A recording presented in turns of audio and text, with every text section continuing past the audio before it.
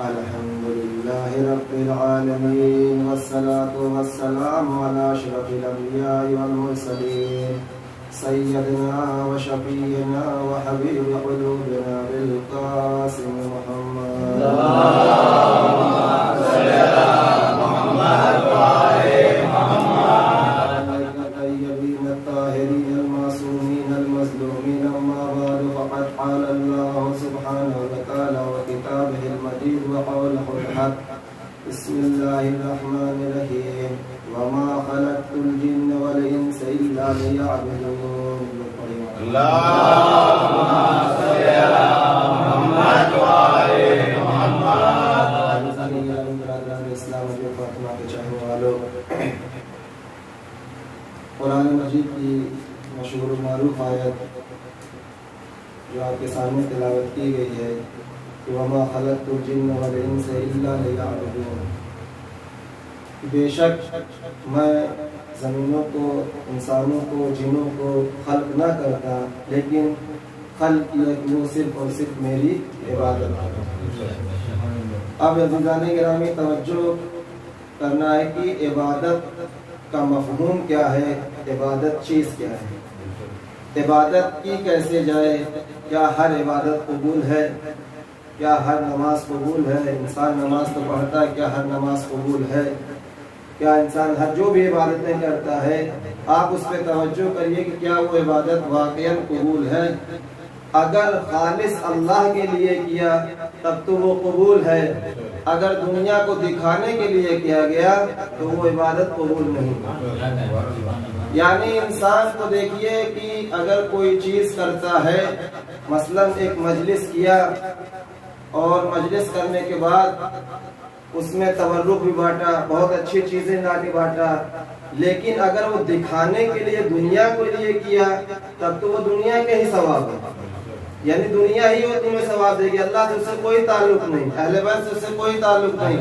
لیکن اگر خالص اللہ کے لیے کیا، نیت کی مجھے دنیا کو نہیں دکھانا، صرف اللہ جانے، اللہ کے لیے کیا، تب تو واقعہ تب تو وہ قبول ہے۔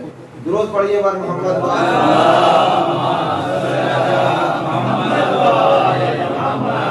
لیکن اب انسان کو پتہ یہ کیسے چلے کہ میں خالص اللہ کے لیے یہ عبادت کر رہا ہوں؟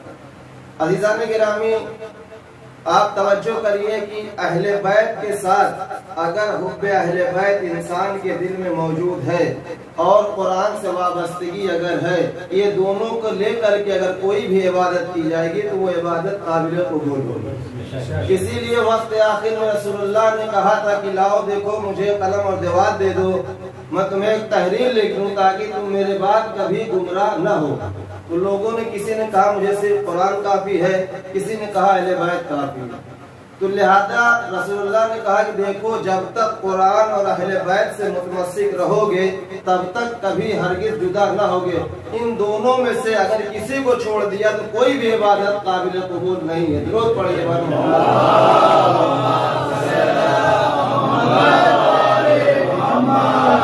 یہ ہے قرآن کی یعنی آیت، اور ایک حدیث جو ہے حدیث قدسی، آپ لوگ ماشاءاللہ صاحب فہم ہیں، حدیث قدسی وہ ہے کہ جو صرف اللہ کی لکھی ہوئی حدیث ہے، جیسے یہ قرآن ہے، یہ کتاب اللہ یعنی اللہ کا کلام ہے کتاب قرآن، لیکن جو حدیث قدسی ہے وہ حدیث قدسی ایسی حدیث ہے کہ وہ صرف اللہ لکھتا ہے، اس میں حدیث یعنی یہ قرآن کے اعتبار سے جو قرآن لکھا جاتا ہے وہ آیت بنتی ہے قرآن ہے وہ، لیکن ایک حدیث قدسی جو ہے وہ حدیث صرف اور صرف اللہ کی لکھی ہوئی حدیث ہے، یعنی رسول اللہ کے ذریعے سے لکھا ہے۔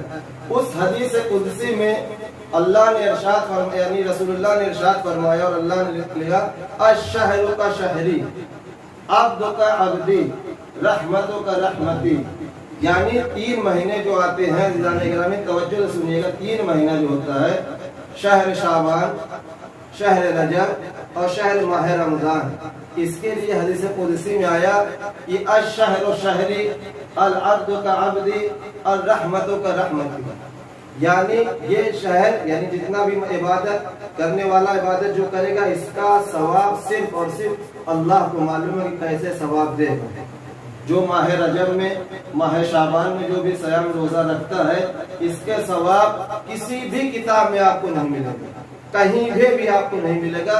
اس کا صرف اور صرف اجر جو ملے گا روز قیامت اللہ اس کو حساب دے گا کہ تو نے میرے مہینے میں روزہ رکھا، یہ اللہ کا مہینہ، یعنی اللہ نے کہا کہ الشہر کا شہر یعنی شہر رجب مولا علی کا مہینہ، شہر شعبان رسول اللہ کا مہینہ، ماہ رمضان اللہ کا مہینہ۔ تو اللہ کسی نے شاعر نے کہا کہ جو علی ملے تو نبی ملے، جو نبی ملے تو خدا ملا۔ لوگ پڑھیے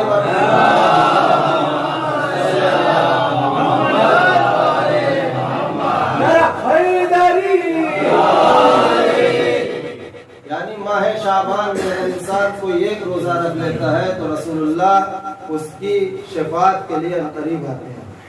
یعنی جب حساب و کتاب ہونا شروع ہوتا ہے دیکھا جاتا ہے تو انسان کے سارے اعمال لکھے جاتے ہیں، سارے اعمال پیش کیے جاتے ہیں، اور ہر انسان کا عمل جو بہترین انسان عمل کرتا ہے اس کا اعمال داہنے ہاتھ میں دیا جاتا ہے، اور جس کے برے اعمال ہوتے ہیں اس کے بائیں ہاتھ میں دیا جاتا ہے۔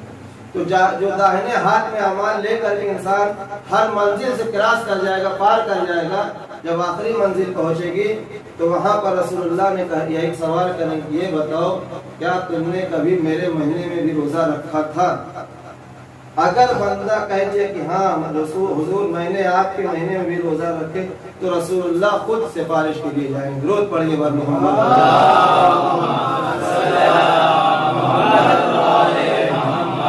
یہ ماہ رمضان انسان کے لیے جو آیا ہے عزیزان گرامی، حدیث میں ملتا ہے کہ رمضان کو رمضان مت کہو، کیونکہ رمضان ایک اللہ کا نام ہے۔ مت یہ کہیے کہ رمضان آیا، مت یہ کہیے کہ رمضان گیا، بلکہ یہ کہیے کہ ماہ رمضان آیا، یعنی رمضان کا مہینہ آیا، رمضان کا مہینہ گیا۔ درود پڑھیے ور محمد۔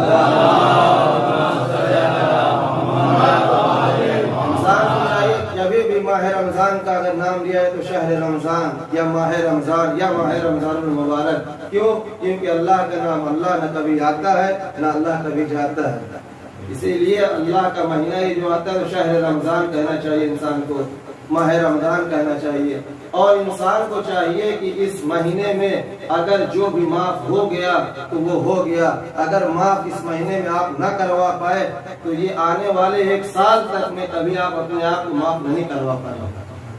یہ وہ عظیم مہینہ عزیزان گرامی، اس میں اگر آپ کسی انسان کو ایک لقمے سے اگر افطار کروا دیں تو اس کا اجر نہ جانے کتنا ملے گا آپ سوچ بھی نہیں سکتے۔ اس میں انسان کسی مومن کو ایک کھانا کھلا دے تو اس کا ثواب آپ کو نہ جانے کتنا ملے گا یہ آپ اندازہ نہیں لگا سکتے۔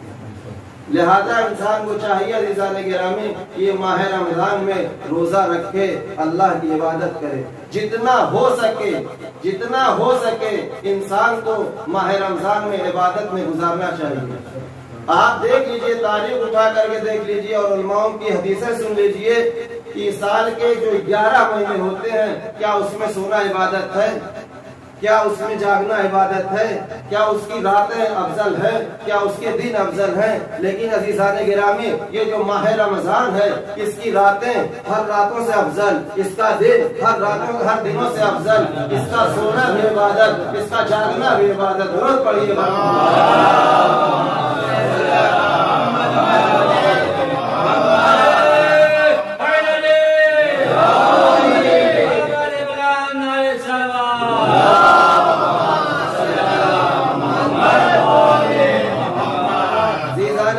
اللہ نے آپ کو یہ مہینہ عطا کیا ہے، بحیات رکھا ہے، شکر ادا کریے اللہ کا اور اللہ سے توبہ کریے پروردگار ہمارے گناہوں کو بخش دے۔ انسان کو اگر اس مہینے میں معاف نہ کروا پایا عزیزان گرامی وہ بدبخت انسان ہے، وہ بدبخت انسان ہے جو اس مہینے میں اپنے آپ کو معاف نہ کروا پائے، اپنے گناہوں کو معاف نہ کروا پائے۔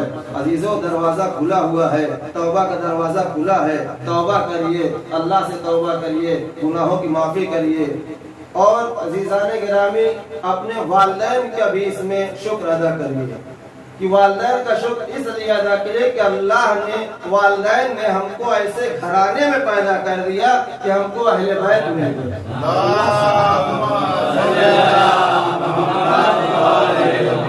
شکر ہے ہماری ماں کا، ہمارے والدین کا کہ ہم کو اس طریقے کی پرورش دی گئی کہ محبت اہل بیت مل گئی، اہل بیت مل گئے۔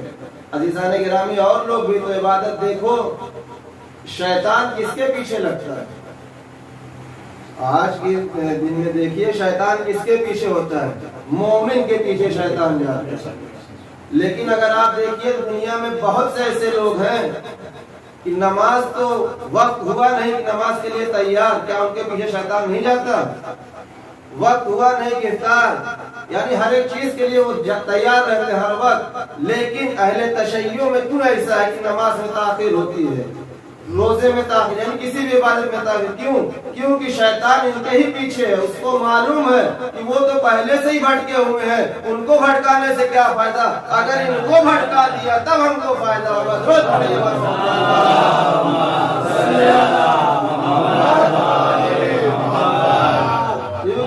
صرف نماز سے محبت ہے، اللہ سے، اللہ محبت، اللہ نماز، اللہ اہل بیت سے کوئی تعلق ہی نہیں۔ ہم کو تو پروردگار کا لاکھ لاکھ شکر ادا کرنا چاہیے کہ ہم کو ایسے گھرانے میں پیدا کر دیا، ایسا گھر مل گیا، ایسے والدین مل گئے، ایسی تربیت دے دی گئی کہ محبت اہل بیت مل گئے۔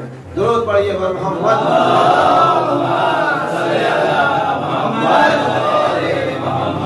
عزیزان گرامی، شہادت کی تاریخ ہے، اور وہ شہادت کہ کائنات کا امیر المومنین حضرت علی ابن ابی طالب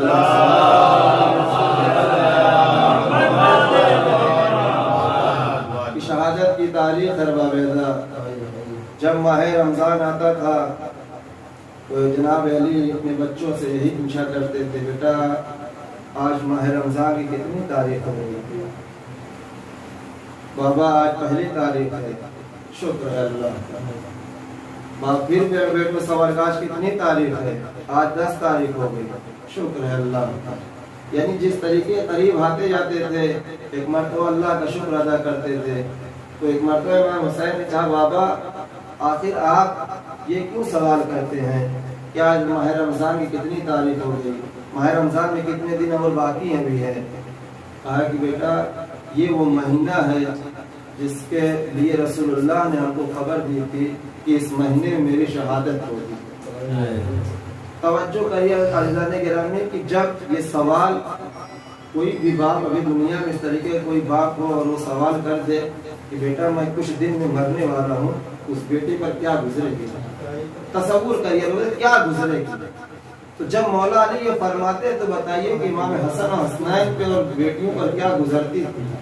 ارباب اعظم وقت بھی آتا ہے کہ ایک مرتبہ امام حسن علیہ السلام، آخر یہ موت کیوں ہوئی تھی مولا علی کی؟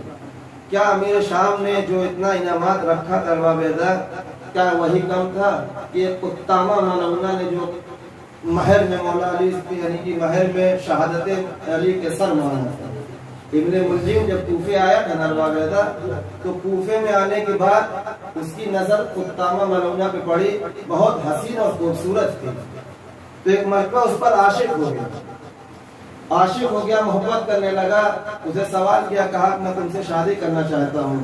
قطامہ مولونا نے کہا ٹھیک ہے میں تم سے شادی کرنے کے لیے راضی ہوں، مگر میری ایک شرط ہے۔ کہا کیا شرط ہے؟ کہا کہ میری مہر میں مولا علی کا سر چاہیے۔ کہا میری مہر میں مولا علی کا سر چاہیے۔ ارباب اعظم ابن ملجم کہتا ٹھیک ہے، مشکل نہیں ہے، میں مولا علی کو قتل کروں گا۔ اس سے پہلے بھی امیر شام نے مولا علی کے قتل کی سازش رچی تھی اور انعامات بھی رکھے تھے۔ جب قطامہ مولونا ابن ملجم سے ملاقات ہوئی اور مہر میں یہ مطالبہ کیا تو ایک مرتبہ مولا علی میثم تمار کے دکان پر بیٹھے کھڑے ہوئے تھے کہ ابن ملجم ادھر سے گزر رہا تھا۔ کیا دیکھا کہ ابن ملجم میثم تمار، مولا علی میثم تمار سے کہتے ہیں تمار پہچان میں یہ کون ہے؟ کہا کون ہے؟ کہا یہ میرا قاتل ہے، یہی مجھے قتل کرے، یہ میرا قاتل ہے۔ ایک مرتبہ میثم تمار کہتے ہیں کہ مولا کیوں نہیں آپ اس کو قتل کر دیتے؟ کیا تھے مولا جو تصور کریے مولا علی کو پہچانیے کہ کیا تھے. کہا کہ مسلم جرم سے پہلے سزا کا حقدار کوئی نہیں ہے. پھر ایک مرتبہ مسلم تمار نے کہا کہ مولا ٹھیک ہے اس کو کوفے سے باہر نکلوا دیجیے. پھر مولا کہتے ہیں کہ جرم سے پہلے سزا دینا مناسب نہیں ہے. ارباب ادا یہ ہر روز ملعون لعنت اللہ ابن ملجم ہر روز زہر میں اپنی تلوار کو زہر آلود کرتا ہے. ہر روز تلوار کو زہر آلود کرتا ہے.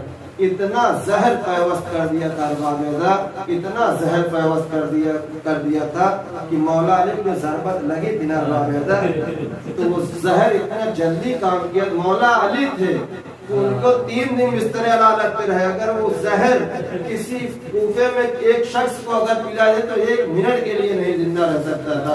ہر بابیدہ وہ وقت بھی آتا ہے کہ ایک مرتبہ مولا علی جناب ام کلثوم کے گھر پر مہمان ہوتے ہیں. جناب کلثوم نے افطار کے لیے مولا علی کے سامنے غذائیں رکھی, دودھ رکھا اور نمک رکھا.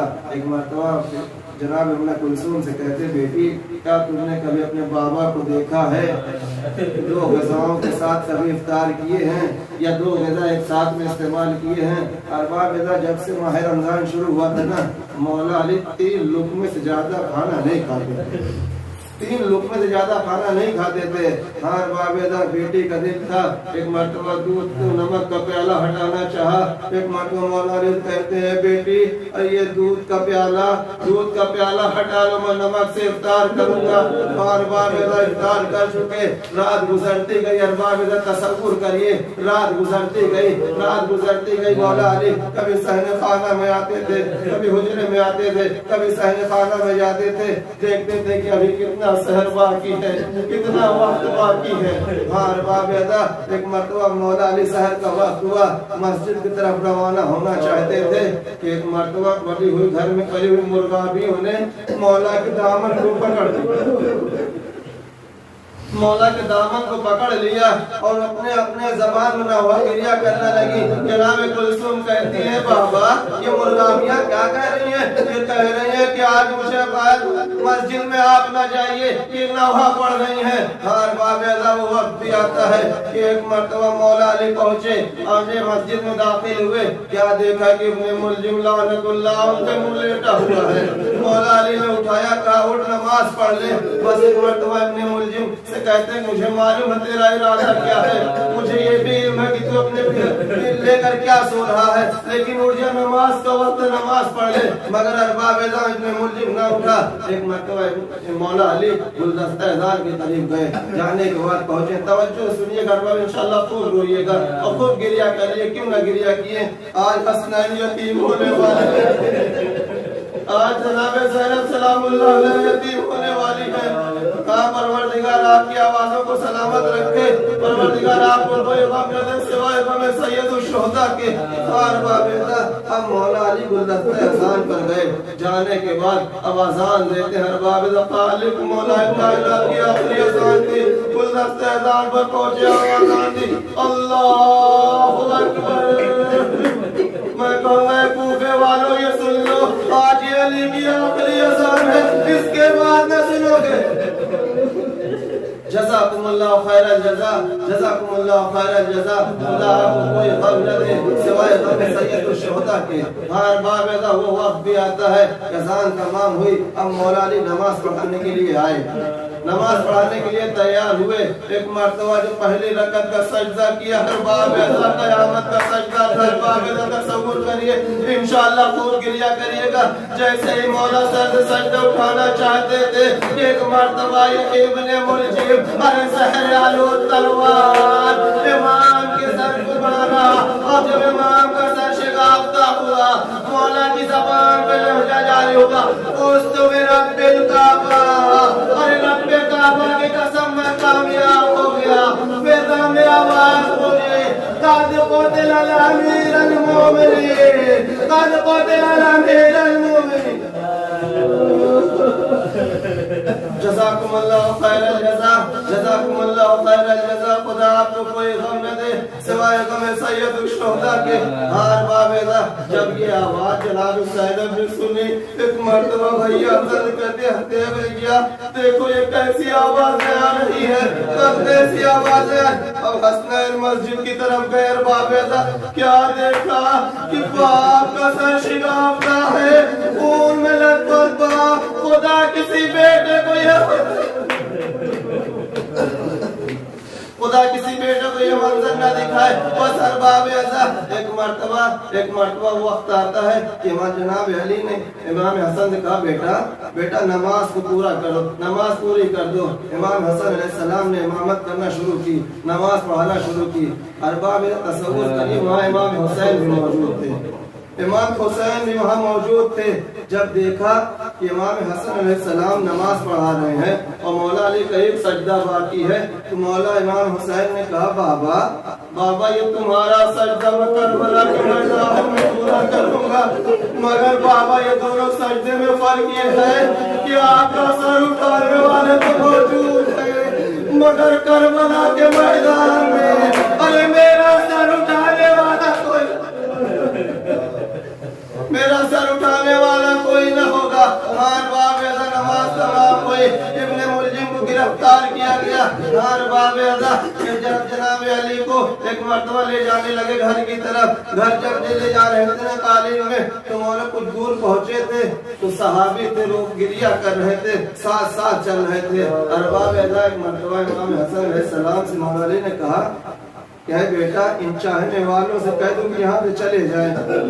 تو بابا یہ تو آپ کے چاہنے والے ہیں, آپ ان کو کیوں بھیجنا چاہتے ہیں؟ کہا بیٹا حسین تم کو نہیں معلوم, ارے اس حال میں جب میری بیٹیاں دیکھیں گی تو گریہ ساری کریں گی, چیخ کر روئیں گی. میں نہیں چاہتا کہ نامحرم کے کانوں میں آواز جائے. میں کہوں گا اے مولا ارے یہ 47 ہجری کا ماہ رمضان ہے, آپ کو اپنی بیٹیوں کا اتنی فکر ہے.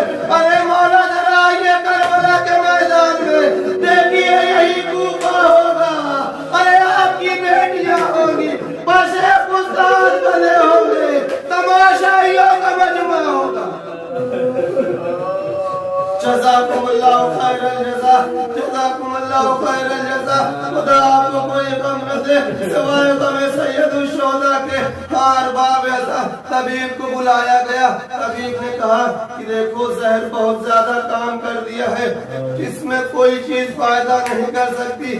ہاں اگر کچھ مہلت دے سکتی ہے, کچھ دن کی مہلت اگر دے سکتی ہے تو ان کو جتنا ہو سکے اتنا دودھ پلائیے.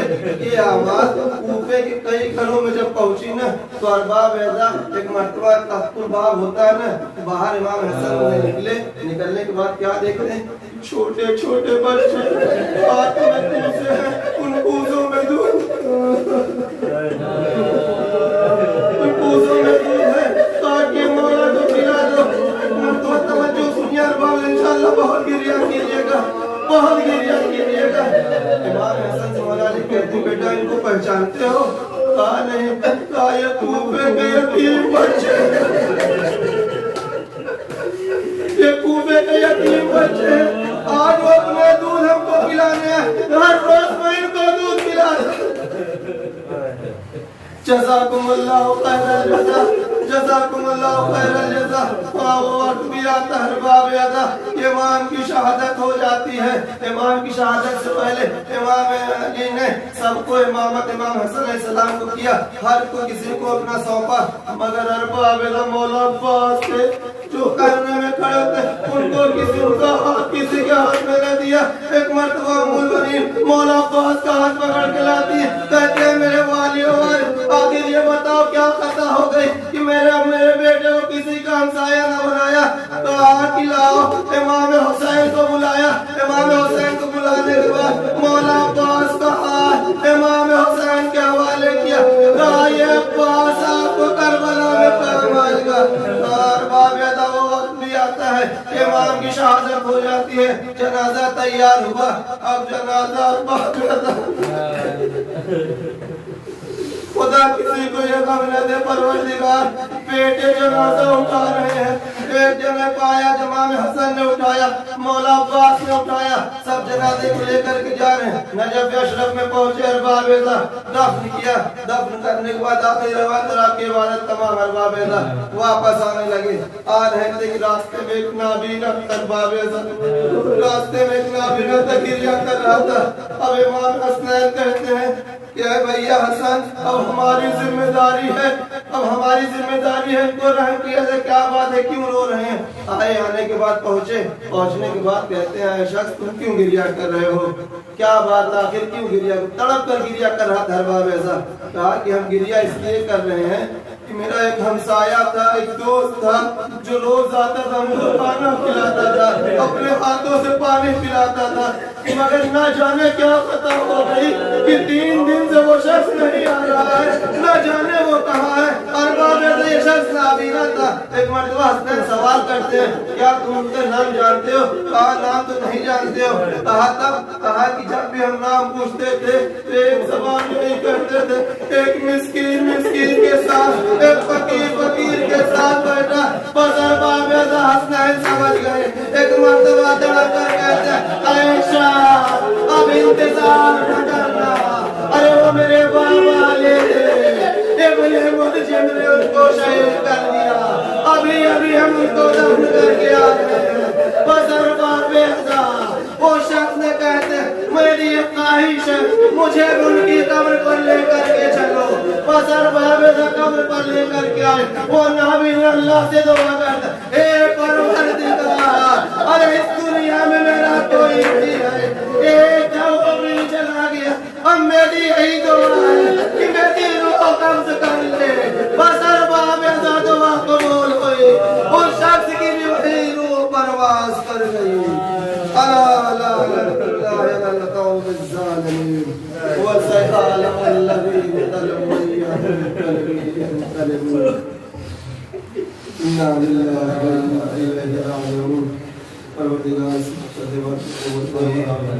परवरदिगार जो मकरूह कर्ज को अदा कर दे, परवरदिगार जो बीमार करबला के सच में शिफा कामिल वाजिब परवरदिगार इस कंफूस वबा से नजात दिला दे। परवरदिगार कि हमारे वाले मुहर्रम में अज़ादारी कर सकें।